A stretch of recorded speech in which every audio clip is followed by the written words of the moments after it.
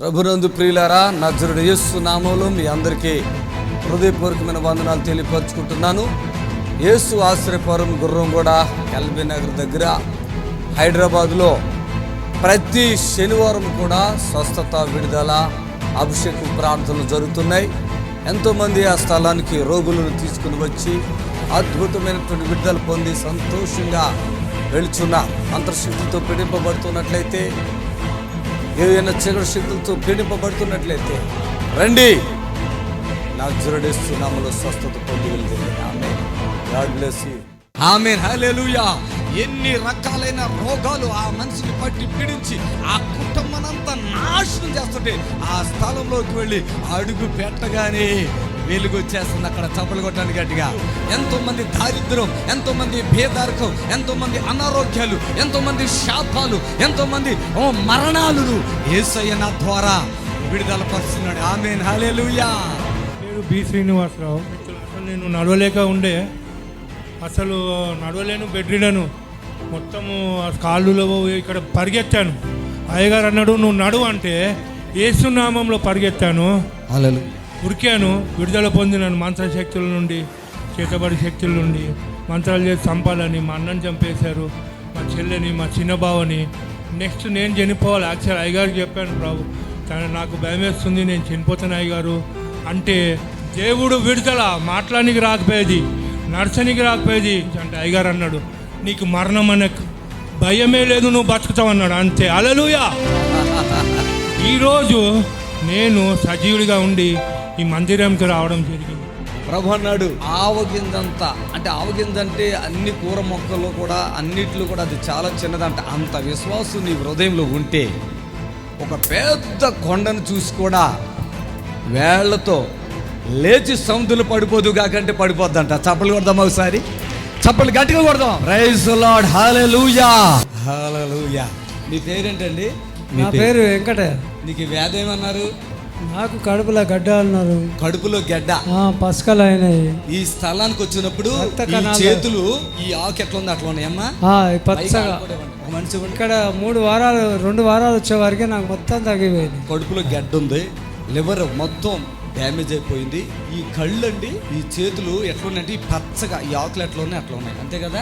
ఒక నెల రోజులే బతుకుతాడు, ఇంకా మన మీద ఆశ పెట్టుకున్నది ఏం లేదు, తీసుకెళ్ళాడు ఇంటికి అని చెప్పి రమ్మని చెప్పినాం. ఫస్ట్ చెప్తే నమ్మలేరు అమ్మ వాళ్ళు. ఇన్ని హాస్పిటల్ తిప్పినా మంచి కాలేరు, గాడ చర్చికి పోతే ఏమవుతారు అని అన్నారు.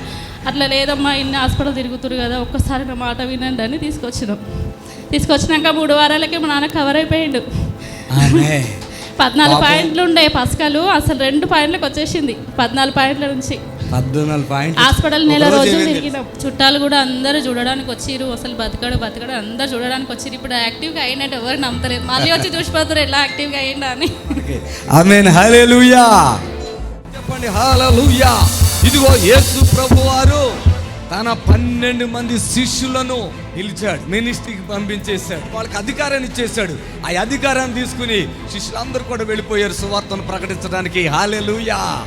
ఎక్కడైతే దేవుని రాజ్య సువార్త ప్రకటించబడుతుందో, దేవుని రాజ్య సువార్త ప్రకటించబడుతుందో అక్కడ ప్రజలు మేలులు పొందుకుంటున్నారు. హల్లెలూయా. ప్రజలు మేలులు పొందుకుంటున్నారు. దెయ్యాలు వారికి లోపడుతున్నాయి, దెయ్యాలు వారికి లోపడుతున్నాయి, రోగాలు ప్రజలు విడిచిపెట్టి వెళ్ళిపోతున్నాయి. ఇదిగో సమస్త బలహీనతలు అక్కడ పారిపోతున్నాయి. చప్పట్లు కొడతాం గట్టిగా. హల్లెలూయా. ఇదిగో గుడ్డివారు, మోగవారు, అనేకమైన బలహీనతలు కలిగినటువంటి వారు అద్భుతంగా అప్పటికప్పుడే స్వస్థత పొందుకుంటున్నారు. ప్రజలు మేలులు పొందుకుంటారు. ఈరోజు రోగుల కొరకు ప్రార్థన చేస్తుంటే రోగాలన్నీ తగ్గిపోతున్నాయి. హల్లెలూయా. పోయిన వారం వచ్చాను, ఇప్పుడు కాదు 10 సంవత్సరాల నుంచి కడుపులో గెడ్డలుండి అని చెప్పారు డాక్టర్లు. ఇక నేను పోయి చూపించుకుంటుంటే ఆపరేషన్ చేయాలి అని అన్నారు. ఇంకా అప్పటి నుంచి దేవుడిని నమ్ముకున్నాను. మన టీవీ కార్యక్రమంలో చూశాను కదా, ఇంకా ఇక్కడికి వచ్చిన తర్వాత మీ చేత ప్రార్థన చేయించుకున్నాను. కడుపులో నొప్పి తగ్గిపోయింది. ఇక టాబ్లెట్ వేసుకోవటమే మానేసాను. Bleeding problem. ఎన్ని సంవత్సరాలు? 20 సంవత్సరాల నుంచి. 20 సంవత్సరాలది ఇక్కడ ఒక్క ప్రార్థనకే తగ్గిపోయింది. టాబ్లెట్లు వేసుకున్నారు కదా? టాబ్లెట్లు ఎప్పటి నుంచో వేసుకుంటున్నారు. మన ఇక్కడికి వచ్చినాక ప్రార్థన చేయించుకొని పోయినాక టాబ్లెట్ వేసుకోవటం మర్చిపోయాను. కడుపు నొప్పి తగ్గిపోయింది.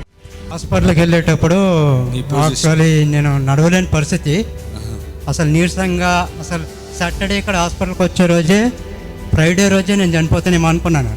నా బాడీ పొజిషన్ అలా ఉండే, మొత్తం డొక్కలు లోపలికి పోయి రక్తం అంతా లోపల ఫిట్ చేసేసి అసలు నడవలేని పరిస్థితి. ఇందులో కిడ్నీలోకి ప్రాబ్లం ఉంది, నాకు లివర్ మొత్తం డ్యామేజ్, కిడ్నీ బి ప్రాబ్లం ఉంది.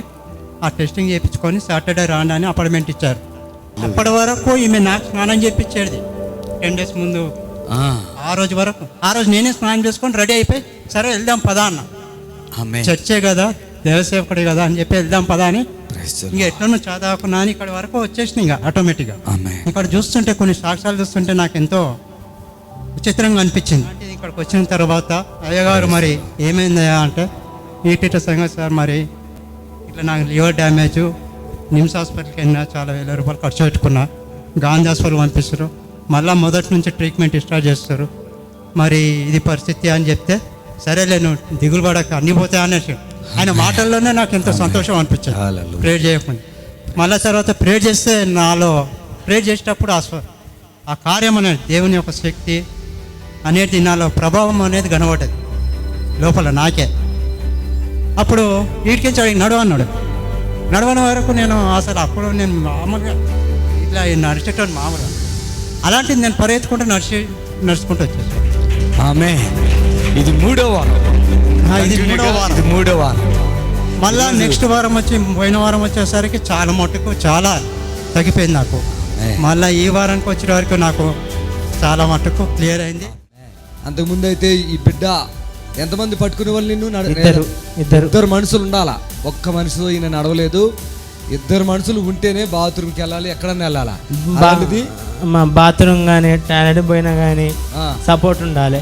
అమ్మ నాన్న ఇద్దరు ఉండాలి. నాన్న కూడా తిట్టేటోడు, ఒక సందర్భంలో కొట్టిండు కూడా. ఎంతకాలం బట్టి నీకు ఈ పక్షవాతం ఇట్లా తిరిగి? ఎన్ని సంవత్సరాలు బట్టి ఉంది అసలు?